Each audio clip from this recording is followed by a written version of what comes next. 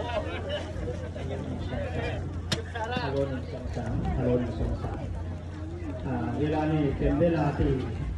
เอาหาเจ้าข่าวต่างหลายมนที่เราเอารูปร่างสรีระสังขารนั้นไปสู่ประจุงประจันป่ามว่านนเกียวผู้ชายทางขวามียิงทางซ้ายเนี่ยซ้ายขวายิงซ้ายแต่ว่าถ้าเตรียมเย้าเนี่ยก็สามารถอยู่ทางไหนก็ได้ผู้ชายทางขวามียิงทางซ้ายอันนี้เขาบอกว่าเป็นหลักเลิมนั้นที่เอารูปร่างสรีระสังขาร